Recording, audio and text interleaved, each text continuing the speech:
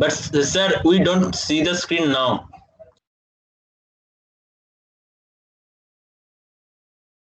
Now you can see, right? Yes, sir. Okay. So let us start our today's discussion. Yesterday we have discussed about the ADCs and DACs, right? Their the basic operation principle, the important characteristics or features, how the conversion happens, both for ADC and DACs, right? So and then also we talked about the quantization error, and in this ADC, that DAC part specifically, some points like advantage and disadvantage also we have included, like this R, that binary weighted are advantageous in terms of simple construction, but as I mentioned, the disadvantage mainly with respect to the requirement of large number of resistance. On the contrary, we go for the R2R ladder network, which is quite simpler in the sense design point of view. Only R and 2 are those two type of resistances are required, but speed is bit lesser with respect to the binary weighted. And someone asked about the analysis for the R2R ladder network or the DAC. So I mentioned that how that basically 1 by 2, 1 by 4 those factor comes, right? That basically the V1, V2, V3 those get itself gets changed with the factor or power of 2 by the factor of power of 2, right? And this analysis has been included here, so you can go through and try to understand further. Okay, then we discussed about the quantization, and now today we will start with the sampling and its issues.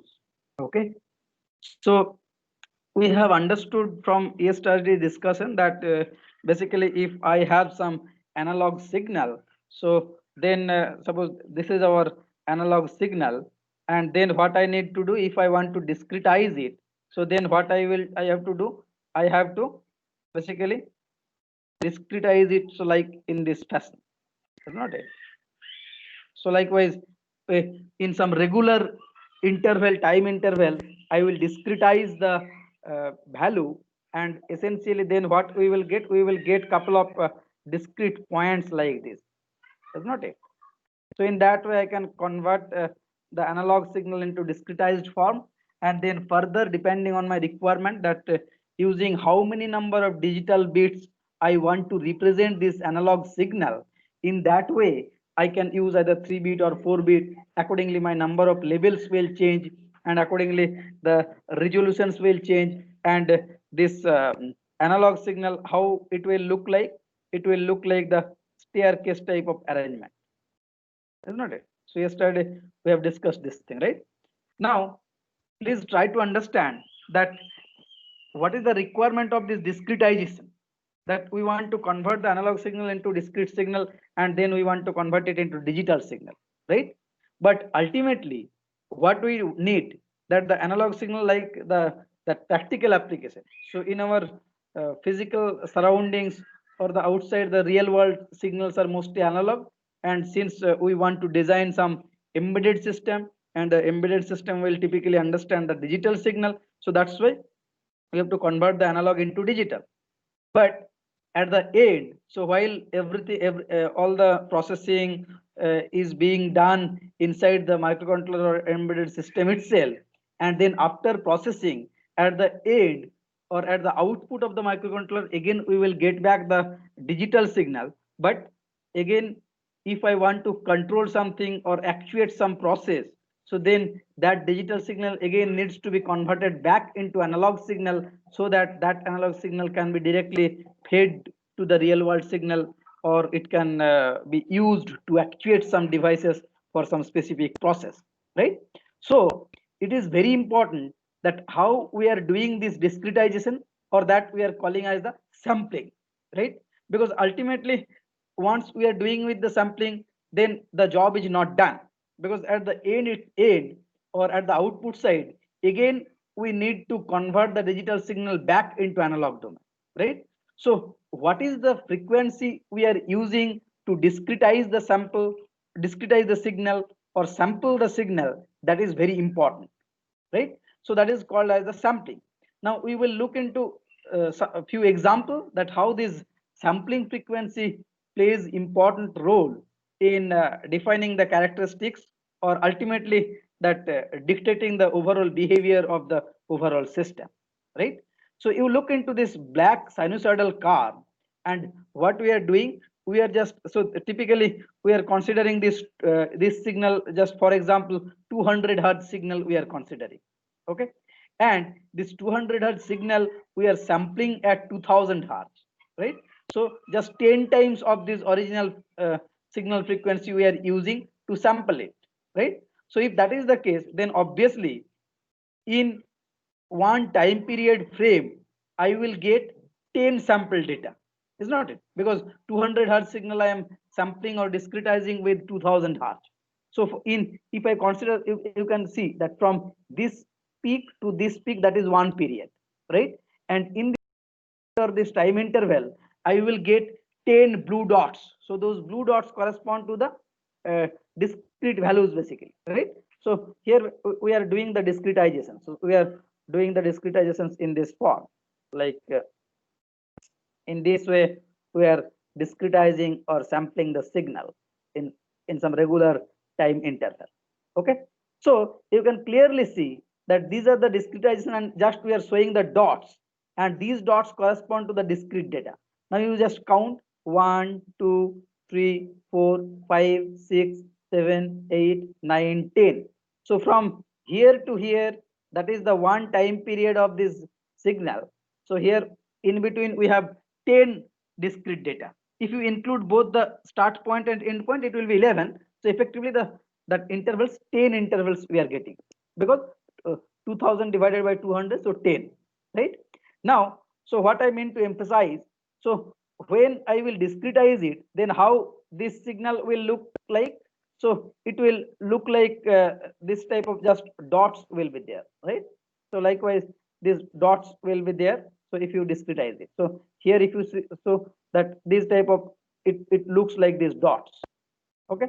Now these dots we are converting it in digital, in binary representation, then we are doing the processing, and then at the end what we need to join these dots and convert the digital signal back to analog domain, okay? So obviously if you have more number of dots, then it will be more closer to the actual our sinusoidal signal.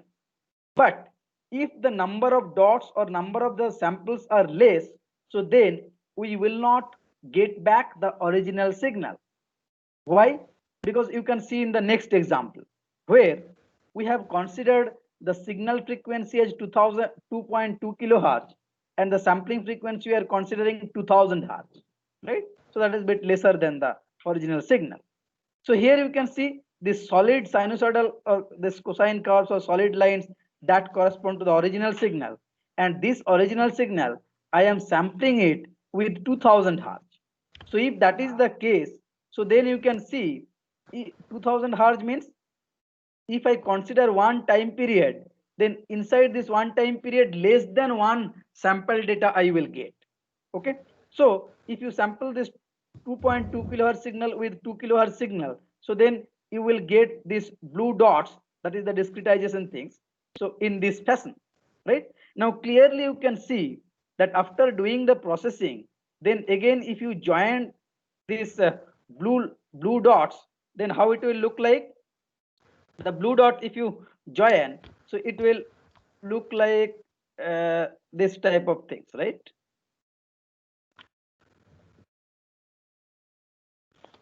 Whereas these blue dots if you join, then it will make the sense and it will follow this original curve. But in this case you can clearly see that if you discretize with some random frequency, then after doing the processing, if you try to reconstruct the original signal, you will not get that. Rather, for this example, you will get this red curve. And red curve, although this red curve is a sinusoidal curve, but its frequency is much lesser than the original signal. So the sampling frequency is very important parameter, and if we don't sample it with proper frequency, then we will not get back the original signal, right? So that's why sampling frequency is very important factor.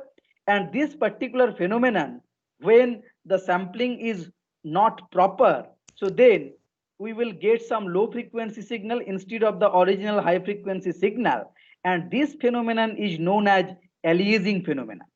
Okay, so what is the criteria we need to follow for sampling? The criteria is, for proper sampling and reconstruction, the sampling frequency should be greater than the Nyquist rate, right? What is the Nyquist rate?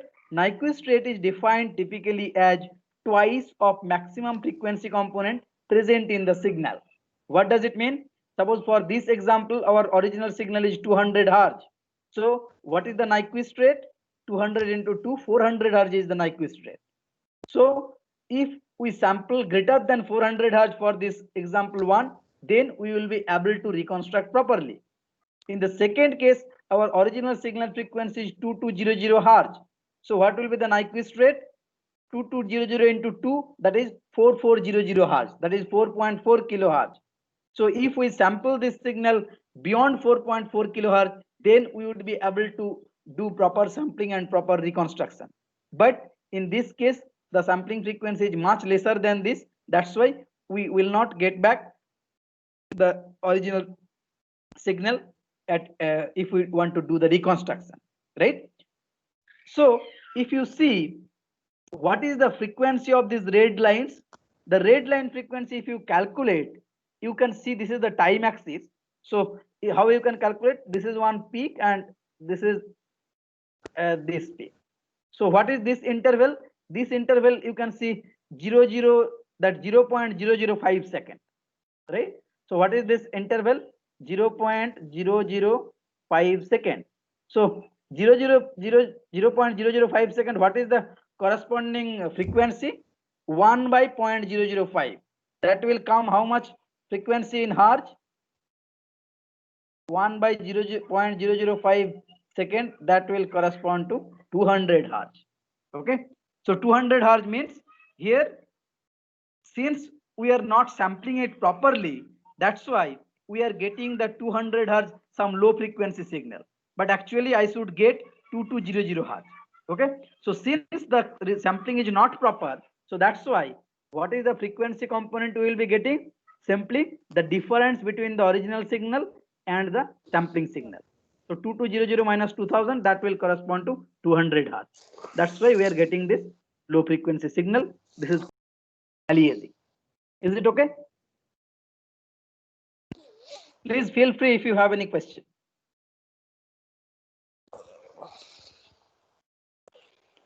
Anyone has a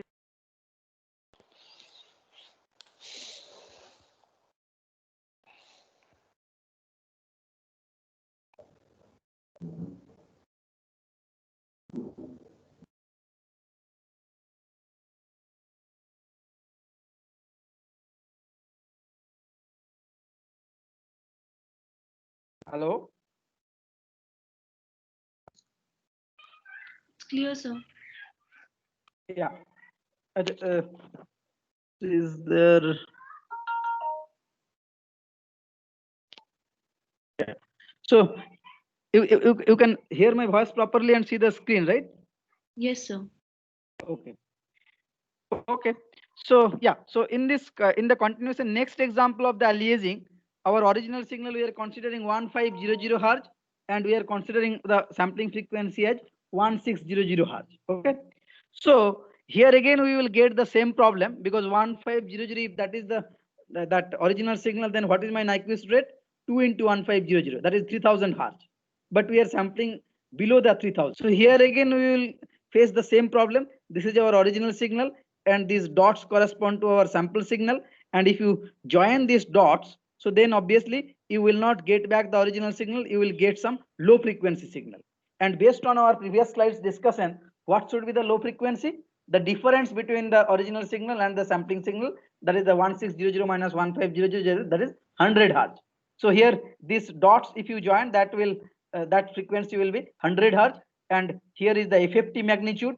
So FFT means FFT, that is the fast Fourier transform. FFT will tell you what is the frequency component present in a signal. So if you join the dots, its frequency will, you will get at 100 hertz. This is 0, this is 0.1, this is 0.2 kilohertz. So at 0.1 kilohertz, that is at 100 hertz, we are getting the peak, right? So this corresponds to the 100 hertz peak. That means if you join the dots, then you will get the low frequency signal, which is of 100 hertz. Okay, so this signal will be of 100 hertz. So sampling below the Nyquist rate will cause aliasing. This problem is called as the aliasing, and it will result in low frequency signal instead of getting the original signal back. Okay, so how can we avoid the aliasing? The first option is we have to choose proper sampling rate. So whatever is the frequency of the original signal, at least 2 times beyond the 2 times greater than the original signal, that frequency I have to choose to do the sampling. That is one option. Second option is, if my sampling frequency is fixed, suppose you are doing some microcontroller programming and there the sampling frequency is fixed. So in that case, how can we avoid the aliasing? In that case, I can take help of the anti-aliasing filter. What is the anti-aliasing filter? We have discussed about the low pass, high pass, band stop filter previously, right? So anti-aliasing filter is one kind of low pass filter which is used to avoid aliasing. How it avoids aliasing? What we do, this here, this is our original signal. So suppose this is our original signal like this, and here suppose here is my sampling frequency, and then after sampling we do the processing, and then we use some reconstruction to get the original signal back, and then finally at the output we will get the original signal. So suppose if my sampling frequency is fixed, if this fs, that is the sampling frequency, if that is fixed, then how can we avoid the sampling frequency?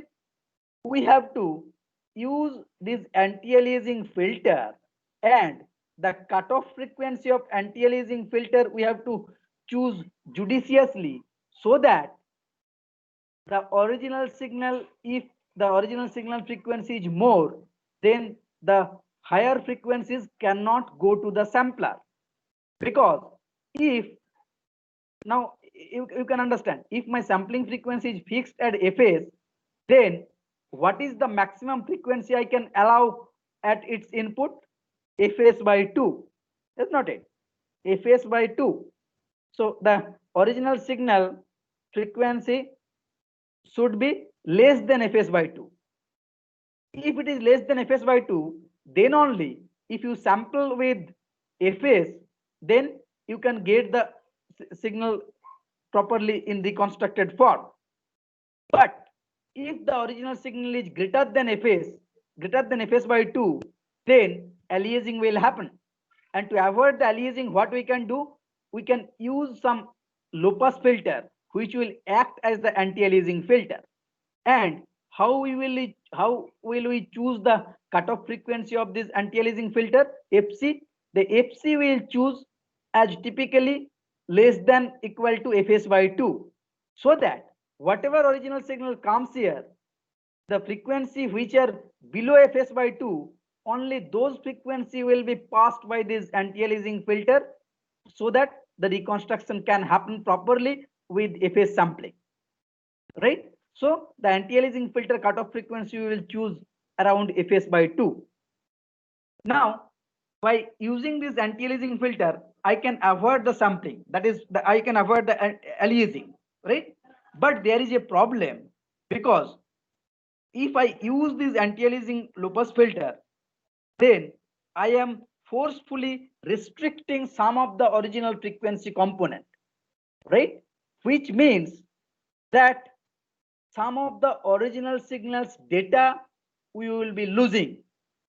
Fine, but it will ensure that aliasing will not happen.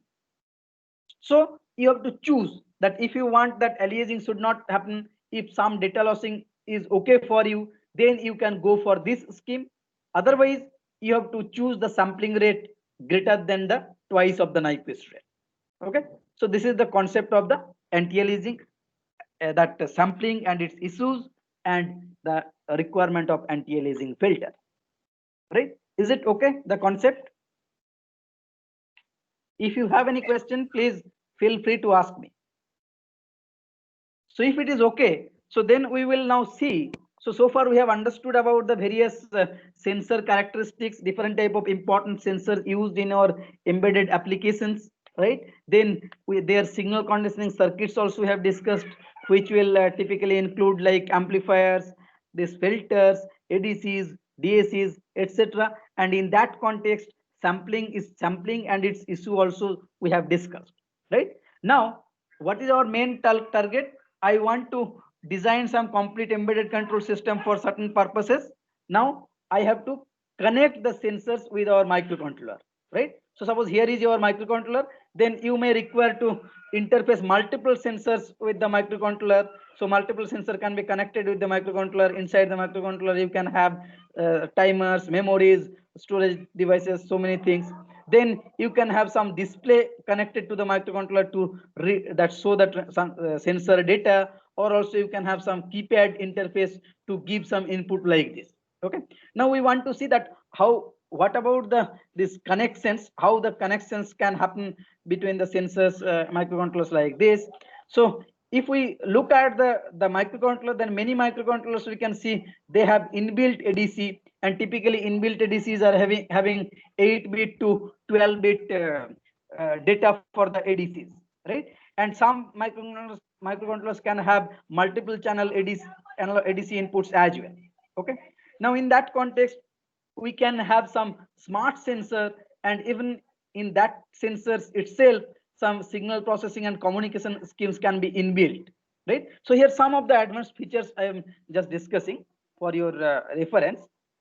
So even some smart sensors are available which consist of inbuilt signal conditioning, signal processing, and communication schemes, right?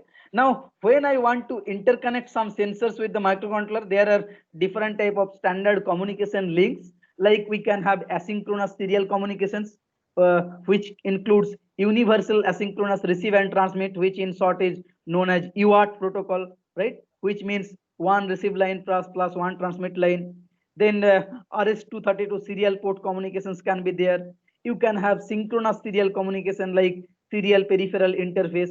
You can have I2C interconnection protocol, as well as you can have also some sort of data acquisition card through which you can connect some sensors with the microcontroller directly, right? So these are just some of the communication protocol which can be used to connect some sensors with the microcontroller. So you can have the data sheet of the sensors, and in that data sheet it will be written that what type of communication you can use, whether the sensor is analog, digital, what are the features included there. So by looking at the data sheet, you can look into that what type of communication schemes you can use to interface it with the microcontrollers.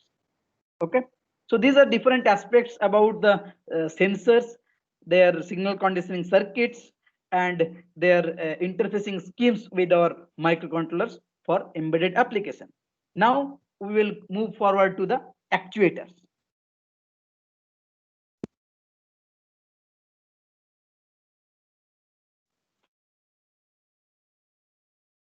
Yeah. If not, so then we will start the actuators next. So actuators we have understood. Actuators means that preliminary discussions already we have done. That actuators basically it triggers some action based on the command from microprocessor or microcontroller. And this feedback control block diagram already we have been familiarized with. So basically the controller output will go to the actuator, and so controller output will trigger or drive the actuator, and accordingly actuator will generate some commands or action to our original process, right? Now we can have different type of actuators like electrical actuators, pneumatic, hydraulic, etc., thermals like this. But here, since we are mostly focusing on our embedded application and mostly we will be using the electrical type actuators, so that's why here we are discussing some of the electrical actuators, which typically includes solenoids, relays, DC motors, stepper motors, etc. Right? Here some of the motors diagram have been shown. So just let us start our discussion with the solenoids as one of the actuator. So how this solenoid will work? So this solenoid is one type of actuator. So actuator means what? The microcontroller will generate some command, right? So here we have the microcontroller. Then microcontroller, I want to interconnect or interface with our actuator, right? So for sensor, we have seen that sensor we cannot. Uh, it may be difficult to connect the sensor directly to the microcontroller. So that's why we need some input interfacing block. So interfacing block in the input side, which can include your signal conditioning, signal processing, ADCs, DACs, those things, right? Similarly, in the output side also, microcontroller, the microcontroller output may not be compatible with actuator, and we need at the output side also we need some interfacing block so that we will be able to connect the microcontroller with the actuator, right? So basically the microcontroller output will go to some interfacing circuits or blocks, and that interfacing block output will go to the actuator to drive it. Then the actuator output will go to the actual physical process, right? So here solenoid and electrical actuator means what? Electrical actuator means its input will be electrical and output can be other form. Output can be some mechanical output or thermal output like this, right? So in case of electrical actuators, the solenoid is one example.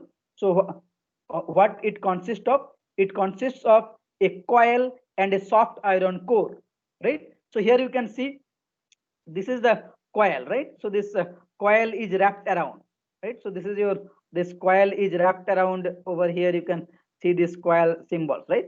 And this the former or the core across which the coil is wrapped around, that is your one type of soft iron core. Okay.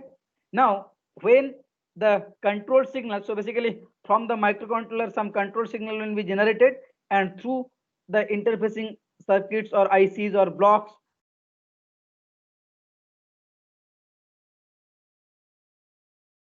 so basically will pass through these coils, and when the through this coil the current is passed through and it is wrapped around the soft iron core. So then you already know from your +2 concept that because of this factor the electromagnetic field will be developed, and the soft iron will become magnetized because of the current flowing through this coil which is wrapped around the soft iron core.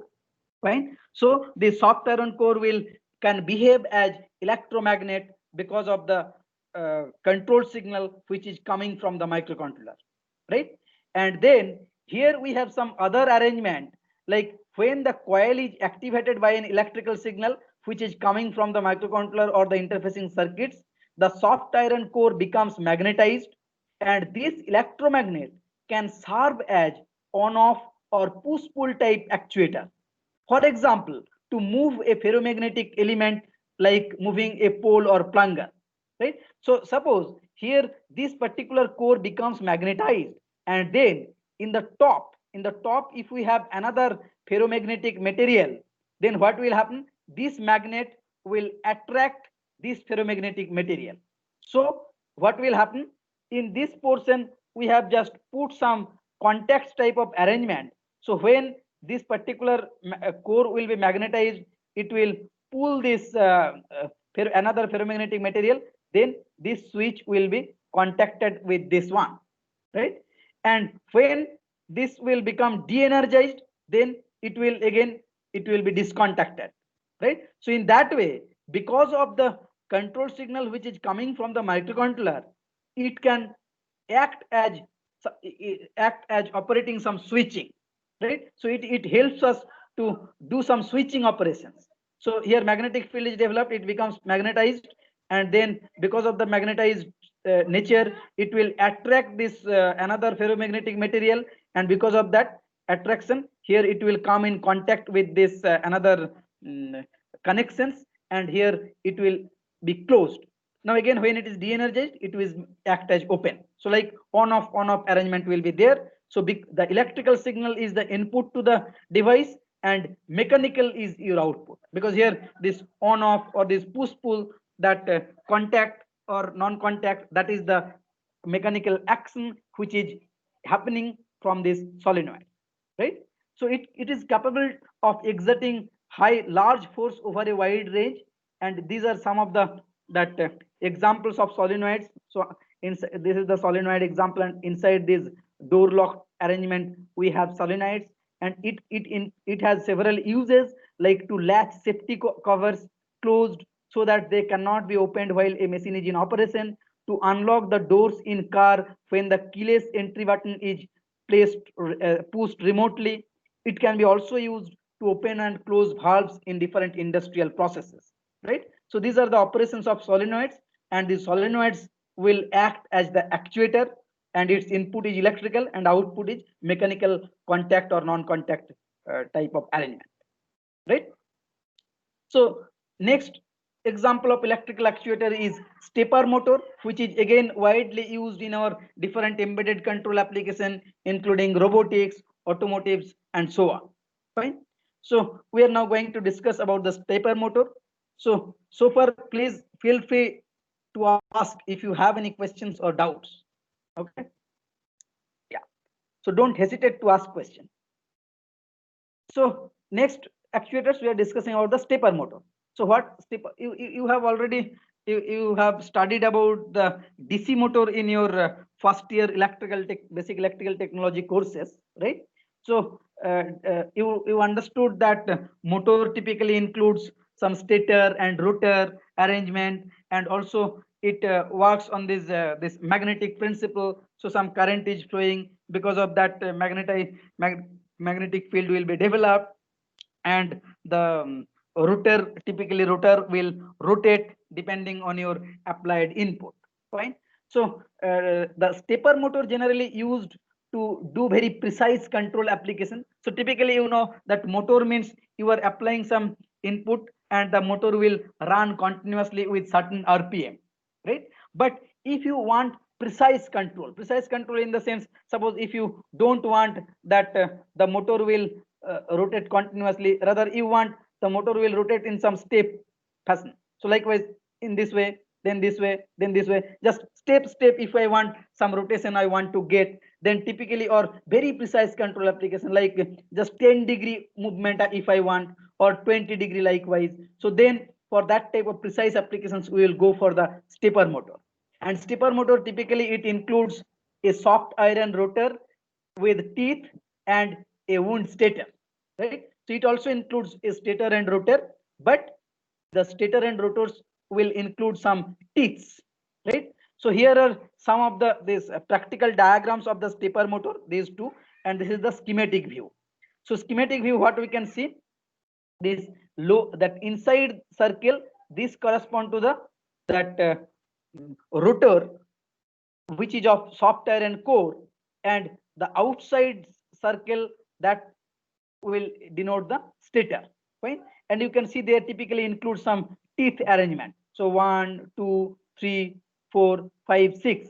6 teeth are present in the rotor, whereas in the stator we have 1, 2, 3, 4, 5, 6, 7, 8 teeth, right? And the rotor teeth are numbered as 1, 2, 3, 4, 5, 6, whereas the stator teeth are named as AA. So this opposite two. So this basically AA or AA dash sometimes we'd say. Then BB dash, then CC dash, then DD dash, right? So total 4 into 2, 8 stator teeth are there, right? Now we will discuss how it will work. What is the basic principle? So what will happen that generally what we will do and how it works, as current is applied to two opposing stator coils, the rotor is pulled into alignment with these two coils. Fine. So what will happen? And please remember that while designing the stepper motor, generally the number of rotor teeth and number of stator teeth should be different. Otherwise, it will not work. Fine. How it will work? So please try to understand that. Suppose now you can see this particular rotor, these teeth and these teeth, they are aligned with respect to this BB coil in this way. So it is aligned along this line. But you look at other teeth combination, they are not aligned. Only this for this BB, these rotor teeth and these stator teeth, they are aligned with each other. But for other cases like here, there is some misalignment or difference between the stator teeth position and rotor teeth here, everywhere, right? So what happens generally, this BB, the stator coils. So these BB, so actually this B coils, here we have the B coil and here we have the B coil. So these two B coils are connected together. That is one pair. Similarly, this A and A dash or AA, they are connected in using same coils. Similarly, DD same coils, CC same coils.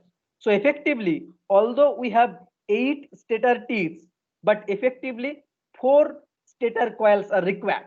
Fine. So one stator coil will be wrapped around for A and A.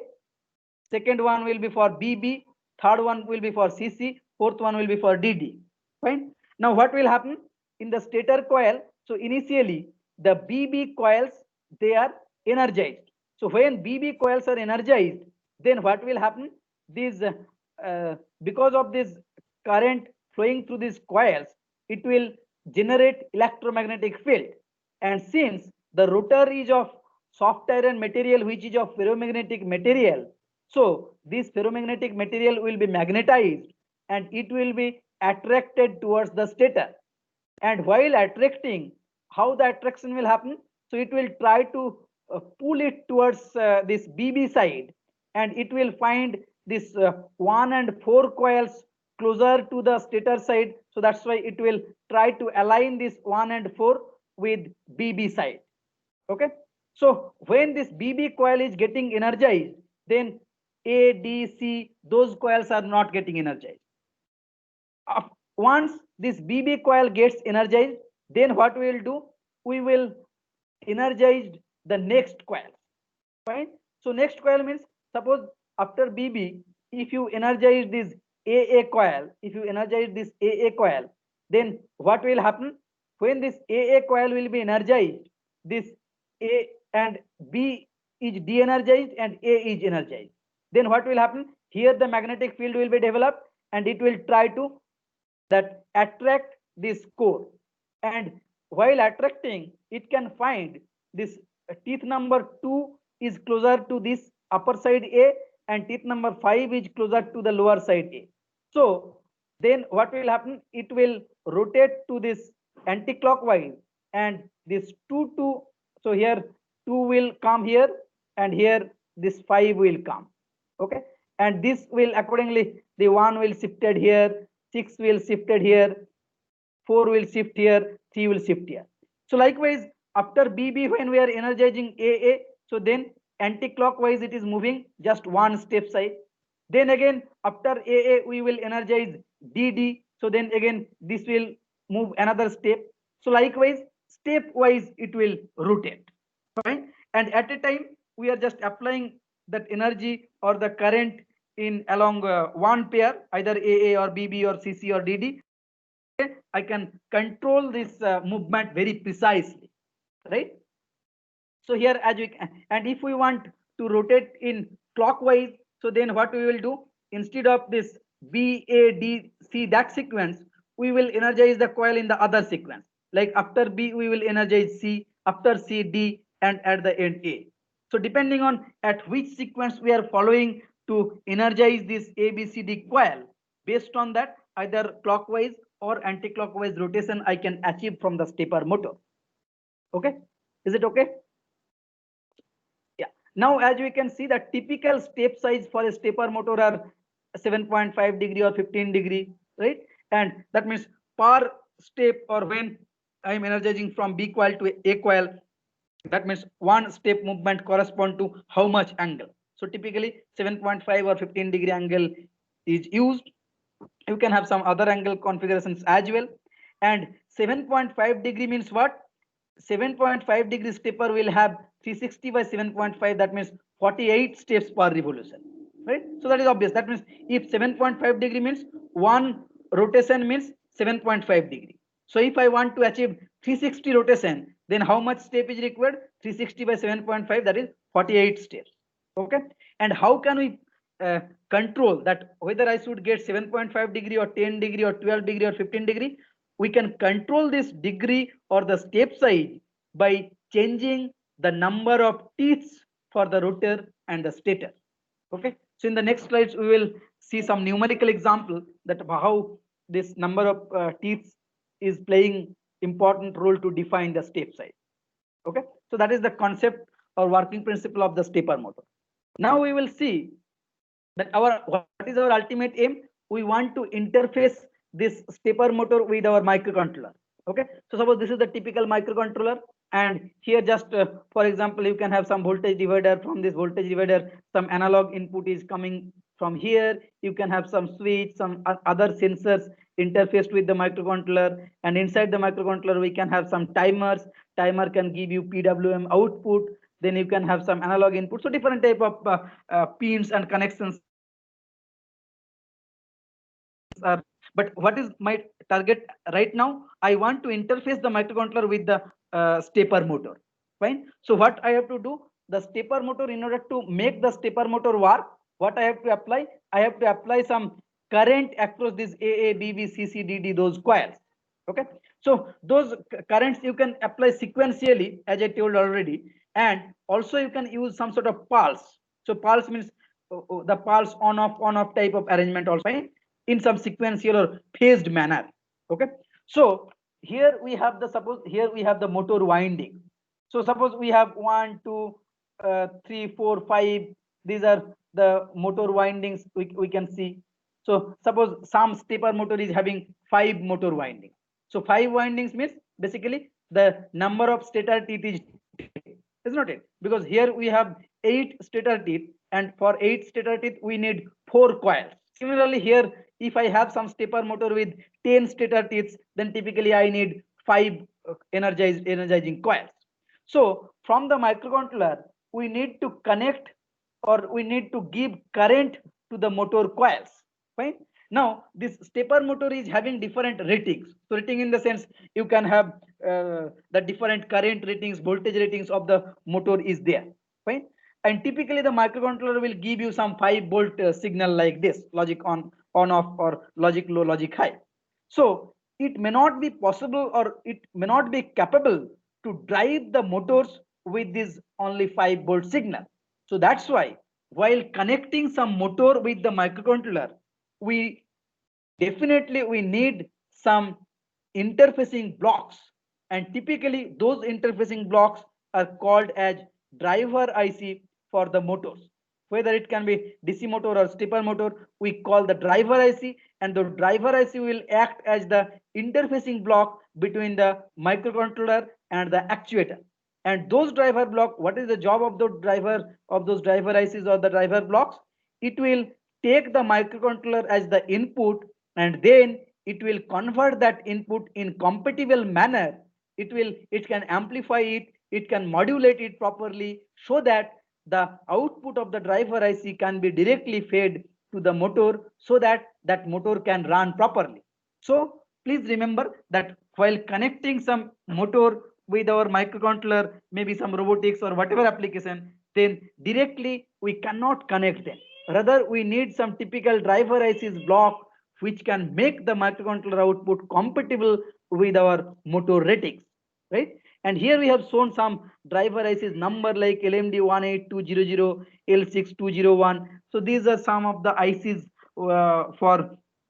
these are the driver ICs which are required to connect the microcontroller with the stepper motor. Right. So depending on our motor, different type of driver ICs are available. You have to look into the data sheet of the motors or the drivers ICs, so that you can choose them properly, and you can interface the microcontroller and the motor properly for your intended application. Okay. Is it okay about the stepper motor? Any question? Please feel free to ask question. Okay. If you don't have any questions, so then just we will see the stepper motor analysis, as I said. So like here for this example, we have 6 rotor teeth, and again we have 8 stator teeth. Okay. So how can we calculate the step size or different parameters? like that is called as the step angle. So basically the step angle is defined as, so you can see this, suppose for the stator, what is the angle between suppose here if we join these stator teeth together, so likewise suppose if you have four teeth, so then what is the angle between each teeth? Simply 360 by 4, that is 90 degree.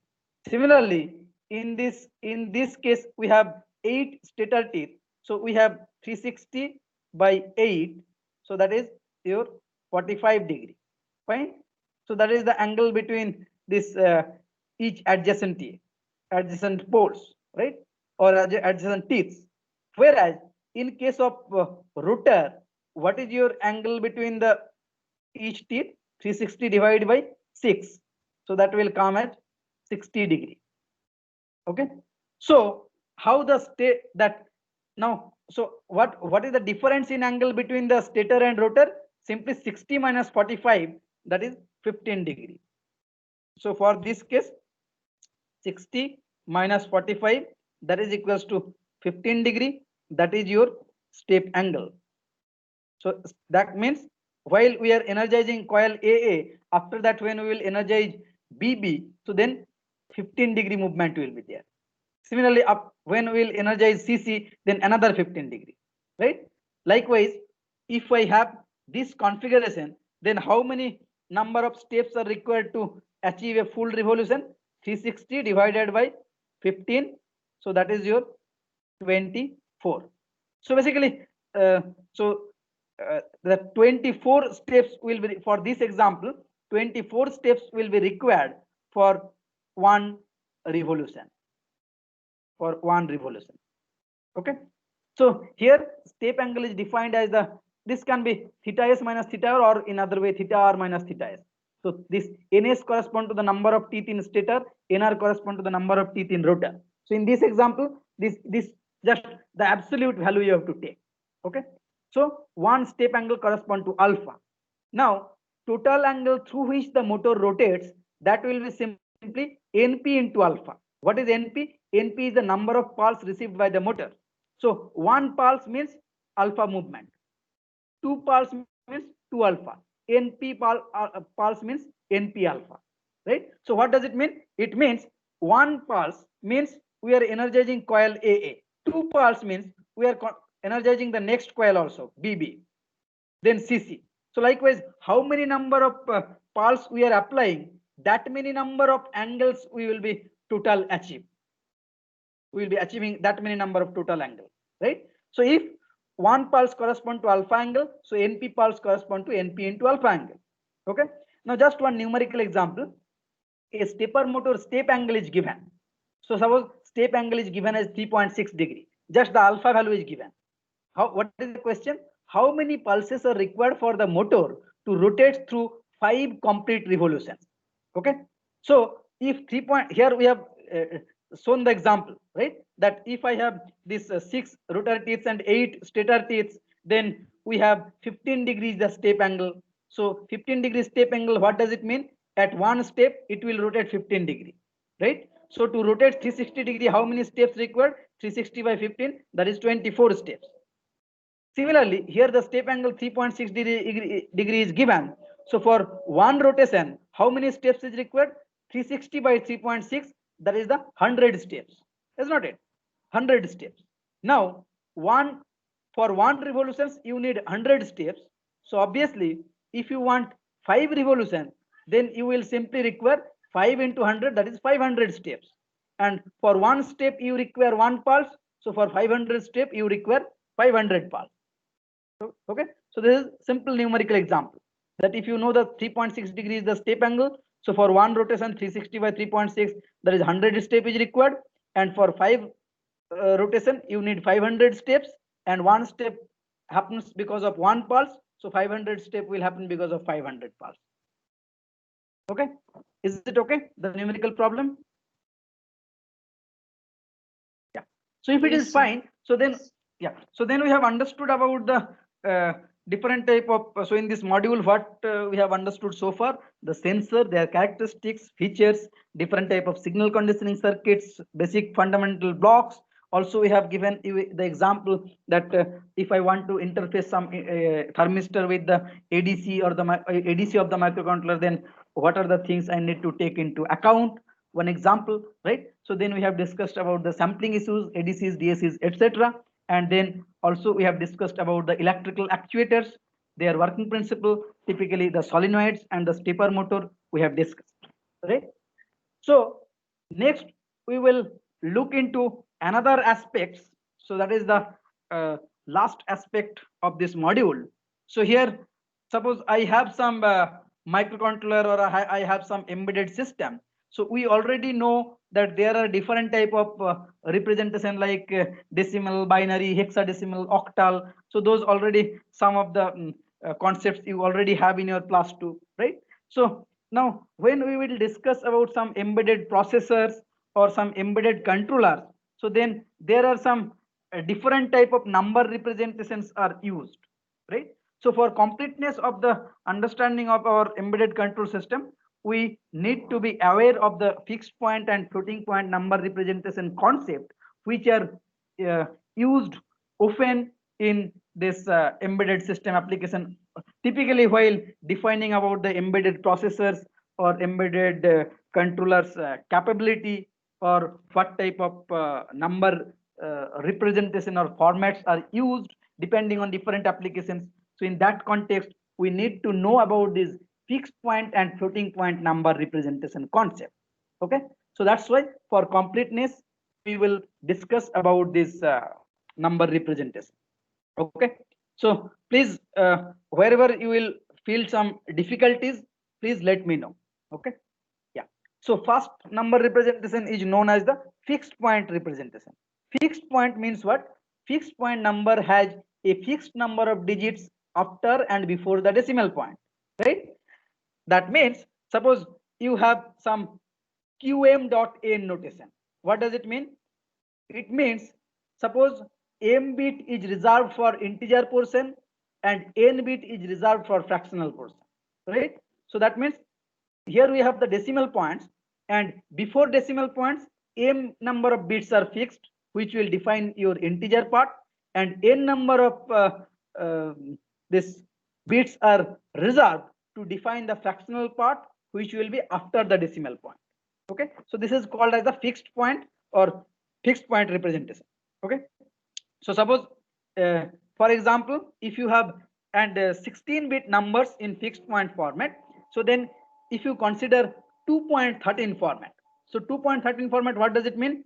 2 bits will be reserved for integer portion, 13 bits will be reserved for fraction portion, and 13 plus 2 means 15. So out of 16, 15 bits are gone, 1 bit is left. That bit will define you the sign, whether it is positive number or negative number. Okay, so in case of 2.13 format, you suppose you have suppose you want to represent some data like 103.5, right? So that you cannot define in this way, because 2.13 means in the integer part you cannot have 3 digit, you have only 2 digit, and after decimal you can have 13 digit, right? So here this, now if you suppose if you don't want that much precision after decimal, you don't want 13 digit decimals 13 digit precision or accuracy after decimal, so in that case you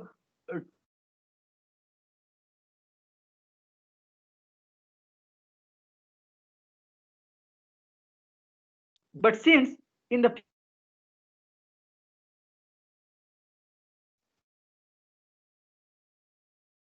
hello,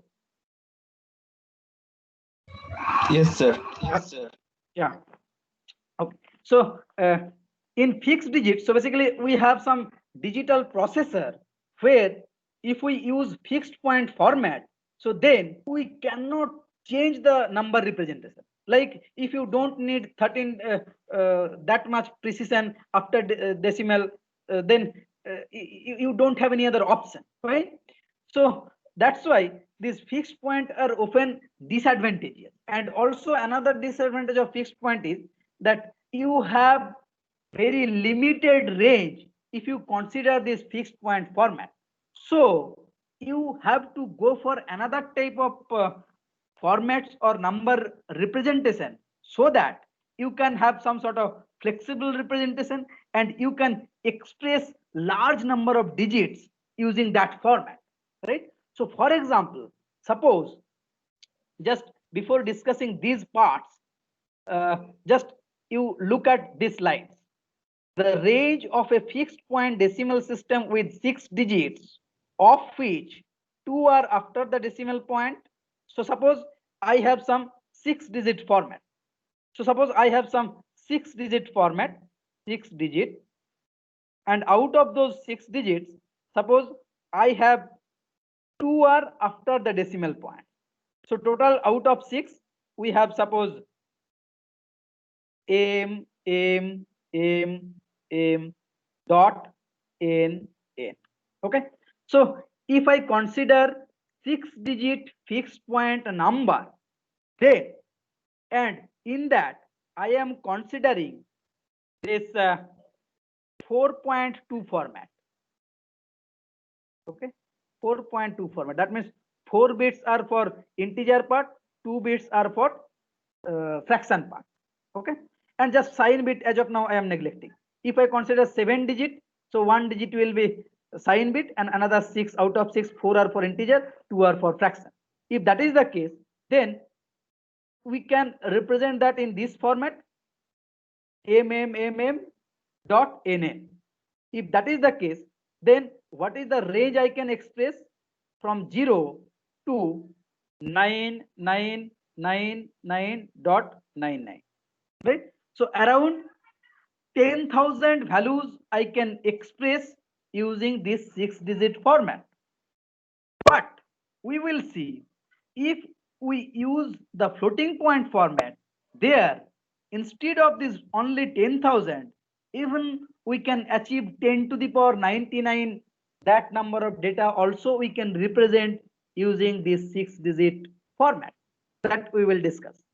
Okay, so that is the basic knowledge or basic concept or difference between fixed point and floating.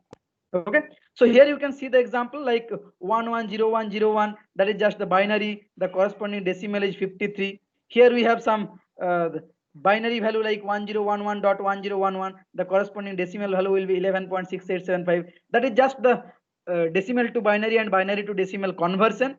And here you can see for the first case you don't have any digit after fraction, after decimal. Rather in this binary case you have 4 digits for before decimal point, another 4 digit after decimal point. So this is just the conversion. Now we are introducing this floating point concept. So many embedded applications can be implemented using integer arithmetic, but sometimes floating point numbers are required to represent fractions and allow more precision, right? Like if you see the example minus 1 2 3 4 5 6 into 10 to the power minus 1, the same thing I can write in this fashion. You see, I can write 1 2 3 5 4 1 2 3 4 5.6 into 10 to the power 0, or I can write just I can shift the decimal value in the left side and I can increase the power of 10, like 1234.56 into 10 to the power 1. Likewise, I can represent in different formats. So essentially all the formats will correspond to the same digit or same value, but the format or the representation is different. Okay, so most commonly or most normally we can use this format where I am writing this digit in 1.23456 into 10 to the power 4. That means what is the standard form I am using? 1 point something, 1 point some xx like this into 10 to the power y. In that format I am preferably representing it. Okay, so if I represent them in this format, then what are the data I need? I need this 1 point something, that is standard. So I need that after decimal, how many bits we will be using, that x. Similarly, what should be the power of 10? So 10 is fixed for decimal. So what should be the power of 10? That means the y. And another bit I need to define the sign, whether plus or minus. So different representations for same number no fixed position for decimal point, and we need 3 pieces of information to represent a number.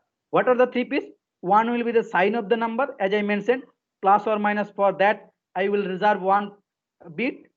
Another few bits I will reserve for the significant value. Significant value means this after decimal, how many number of x or how many number of x bits will be there. And another information we need, what should be the power of 10, that is called as the signed exponent of 10. So basically we will choose only 3 information.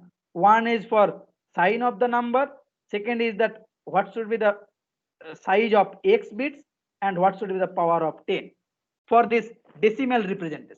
Okay, now if we represent them using these 3 information, then you can see the example what I told, that using 6 digit, if I consider fixed point, then only 10,000 number of data I can represent. But I will show you the example. If you consider floating point number representation for the same 6 digit, then how can you represent that? You just see this 6 digit, how can we segregate? M point M in M point M into 10 to the power EE, right? So that means 1 bit 1 M, another, so 1 bit is for before integer, sorry, before decimal point, 3 bits will be after decimal point, and 2 bit is to represent the power of 10. So basically the M 1 2 3 4 and 2E 5 6, these are the division of 6 bits. So if you consider this, then you can clearly see that what should be the maximum value of this representation? 9.999 into 10 to the power 99. Okay, so you can compare that using fixed point for 6 digit, you can represent only 10,000 bits, whereas if you go for the floating point, you can represent up to 10 to the power 100, around 10 to the power 100 number of that many numbers you can represent. So that large range you can cover using the floating point. So that's why the benefits of floating point is we can use wide range of values if we use floating point number representation. So is the basic concept of floating point is clear to all? Any doubts why we go for floating point? Yeah. If it is clear, so then just I want to mention, so basically in our embedded application we have some dedicated embedded processor, and some processor can be of fixed point type, some processor can be of floating point type, likewise. Okay, so since the floating point are having lot of advantages in terms of covering wider range, so that's why we prefer this floating point for some complex applications, or in some to achieve high performance, or large, to cover large number of ranges as well. Okay, now for this floating point representation, we follow some standard format that is called as the IEEE 754 standard. So you know that these processors will be used worldwide. So worldwide we cannot use that in this format, that whether 6 digit or 8 digit like this. So we have to choose some standard format, and for that IEEE 754 format is used to represent the floating point numbers. And here in this IEEE 754, basically there are 2 types. In one type we use 32-bit format, in another type we use 64-bit format. So here just we are discussing about the 32-bit format, which is of single precision we typically call. So in this IEEE 754 standard floating point representation, what we consider, total bit number is considered as 32. Okay, so total you can see this is the 32 bit, and this 32 bit, how the division of 32 bit is there. Here you can see 1 plus 8 plus 23, 1 plus 8 plus 23, that will give you 32. So this 1 is reserved for, 1 bit is reserved for sign, to denote that 0 means positive, 1 means negative. 8 bit is used for these exponent terms. So exponent terms means that we basically in our that previous example we have seen, what is the previous example we have seen, that m dot m into 10 to the power EE, that format we have seen, right? But here, obviously, since the digital processor will deal with the digital value and the binary value, so here we will not consider this 10. Rather, what we will consider 2 to the power something we will consider. Okay. So generally in this floating point format, this format is typically followed. So where n is the number, typically minus 1 to the power s. This s bit correspond to this first bit that will denote your positive or negative. So s denotes the sign field. If s is 0, so then it will denote positive number. If s is 1, that will denote negative number. Then the next is called as the f. So 1 plus f. So as I said in the previous example, that generally we prefer this 1.xxx format. So similarly 1 plus f. So that means 1.1 plus f. So what does it mean? It means 1 point, suppose xx xx dot dot dot dot like this. So then we will represent the number in this format, 1.xxx into 2 to the power. So in this IEEE 754 standard, how we represent 1.xxx into 2 to the power something yy like this. Okay, so in that format. So that we are writing in this form. Minus 1 to the power s correspond to the sign field. 1 plus f, this f bits, f number of bits will be reserved for denoting after binary points how many number of bits will be there. And then we have 2 to the power e. So this e correspond to how many bits will be reserved to denote the power, 2 to the power that fact, right? So this is that is called as the exponent, this 8 bits which will reserve to denote what is the power of 2, and 23 bits that correspond to the after binary point what is the fractional component. So significant, mantissa, or fractional point component. Okay. So here just for example, suppose in decimal number 9 to 3.52, that I can write as 9.2352 into 10 to the power 2, is not it? Similarly, the binary things also we can write in that way. So 101011.101, this I can write in this way, 1.010. So 1 point this into 2 to the power 5. So similar to this decimal logic, I can represent the binary number also in this fashion, so that these fashions I can compare with this standard format, right? So that is the standard format followed to represent that fractional numbers, or basically this floating point numbers. So just some example we have shown here. Suppose I have some decimal value 43.625.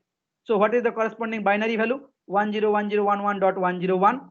That I can write in this fashion. So 1.010 dot dot into 2 to the power 5. Right? Now what I want to write this value in this IEEE 754 32-bit format. That is the standard format. How can I write it? So first one bit I have to choose. Since this number is positive number, so what should be the value of s? S value should be 0, because 0 denotes positive. Now we will see what should be the value of this exponent and what should be the value of the significant or the mantissa for this particular example. Okay. So just the example what we have seen, 1.01011101 into 2 to the power 5. So the next we are looking at the exponent field. Fine. So from here, what you can see, what is the power of 2? The power of 2 is 5. Okay. So you can think that simply the 5 is the decimal number. So simply the binary value of 5 I can write in this exponent term. Okay. But there is a small trick or small this procedure here, that while writing this exponent term, so here what we will do, generally what we can see here in this, here I have 8 bits option is there, right? So in the exponent term, using 8 bits, how many numbers you can represent? 2 to the power 8. 2 to the power 8 means how much? 256, right? So you can expect that maximum 2 to the power 256 I can write here, right? But here is one small trick, that total 256 means 0 to 255. Okay. But 0 to 255, how they are used? Generally, to represent the positive and negative values, what we use, we use generally minus 126 to plus 127. And so what I want to say, that suppose you have total 0 to 255, that means total 256 numbers you have. So out of those 256, 0 is reserved to represent 0, then 256 and 255, these two are used to represent the infinity value or some not defined value. Fine. So 1 2 3 are left. We have only 253 number of things are left. So this 253 is segregated as minus 126 to plus 127. So adding 126 and 127 will give you 253. So just you don't need to make the things complex. Simply that is the logic. So simply you understand that whatever be the exponent values you will be getting, simply you add 127 to the exponent. Why this addition of 127? Because this 127 is the bias value. It means the exponent value will be between minus 126 to plus 127. So if you are 2 to the power 0, then you cannot write 0 as the exponent. So you have to write 0 plus 127. So 127 is the exponent. So please remember that 127 is the bias over here to define the exponent value. And this is the explanation. So if you are interested further, I will clarify. Okay. So as of now, you just understand that first you see what is the sign bit. Since it is positive number, so sign bit will be 0. Then you have to see what is the exponent bit. Here you have exponent is 5, but 5 you cannot write in this 8 bit. Rather, you add 127 with the 5, so that will become 132. You write this 132 in decimal in binary format. That will give you 100000100. So this you can see this will be 8 bit. So simply you write 0 at the sign value. In the exponent value, you write the decimal, that binary representation of 132, that is nothing but 100000100. Okay. Next, what would be the mantissa or the fraction field? So this will be simply after this binary point, how many bits are there? You can see for this example 1 2 3 4 5 6 7 8 bits are there, right? But in this significant or mantissa, how many bits I can use? 23 bits. But here I have only 8 bits. So what you can do, after 8 you just add 15 number of zeros simply, so that you can fulfill this 23 bits. Okay. So mantissa field is 23 bits long. Throw away one to the left of the binary point and pad it with the zeros at the end, right?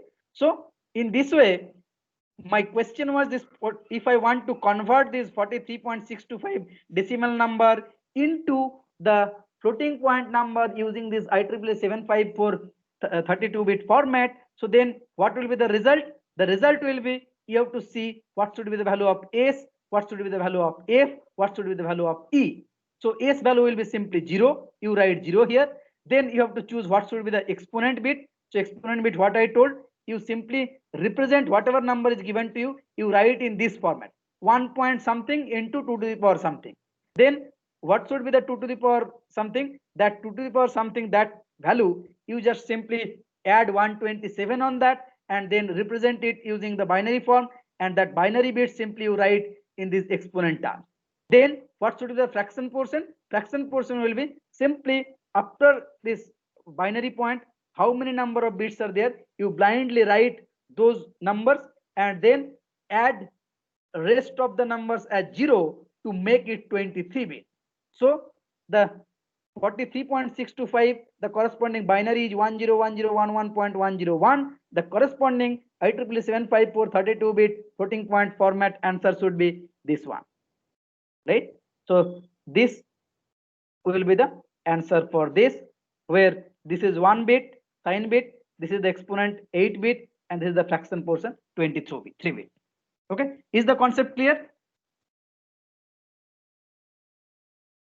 If you have any question, please let me know. Yeah. So just another example, like 13.45 is the decimal number.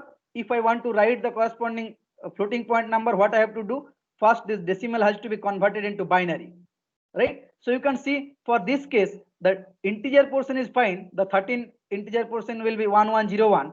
but 0.45, the corresponding binary representations will be recursive type of thing. That means it will produce repeating binary fractions. So here it will go long like this, and here even, but whatever be the number of digits after binary point, you have to restrict using 23 bits for this 32-bit floating point format, right? So this, what you will do, simply you will write 1 point something into 2 to the power something in that format. So we have written it in that format. Then what we will do, what will be the sign bit? Since it is positive number, so sign bit will be 0. What will be the exponent bit? Here you can see 2 to the power 3. So what I told, you add 127 with 3. So 3 plus 127 means 130. You write the corresponding binary value 1 0 0 0 0 0 1 0. That will be the exponent terms. And what will be the mantissa term? Just after this binary point, you write 23 numbers only to represent the binary, that fraction portion. So in that way, the question is 13.45. You have to write it in the floating point format, 32-bit. The answer is this one. So one sign bit is 0, next 8 bit is this exponent term, and next 23 bit is for the fraction portion. Okay. Similarly, next example, 105.625, that is the decimal number. If you want to convert it in the IEEE 754 32-bit format, what you have to do? You have to convert first it into the binary representation. So 105, the corresponding binary value will be 11010001 dot 0.625, the corresponding binary will be 0.101. That again, as I told, you have to write it in the format 1 point something into 2 to the power something. So this you can simply write as 1.101 dot dot this one into 2 to the power 6. So what is the logic? The sign bit, since it is positive number, so sign bit will be 0, right? So sign bit will be 0. Then you have this 6. So what you have to do?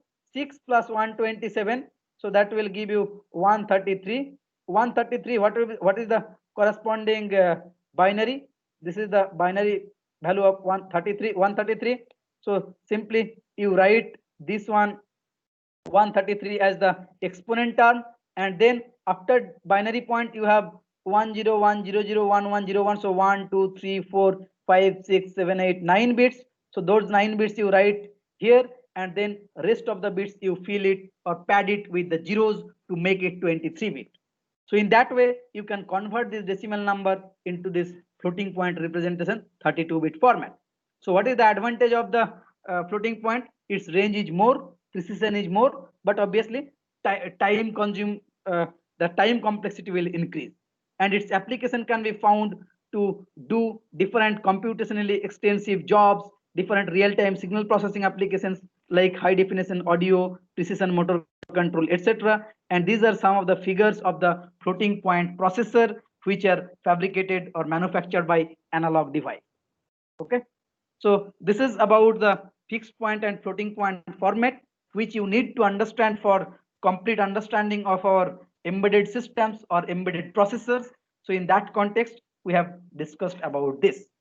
So with this, I am concluding module 8, which includes the sensors, its characteristics, its signal conditioning circuits, how can we interface the sensors with the microcontrollers, and then also we have discussed about the actuators, typically electrical actuators, and how we can interface them with the microcontroller, that aspects. And also we have discussed about some of the important aspects like this sampling, its issues, which is required for ADC, DAC, and the reconstruction. And also we have talked about the fixed point and floating point number representation, which are useful to understand the embedded processor or the digital signal processor, right? So with this, I am concluding module 8. So please let me know whatever questions is has come into your mind from this portion.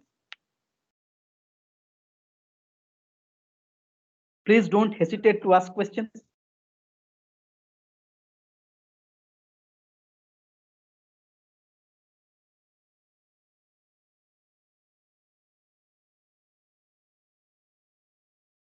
No question?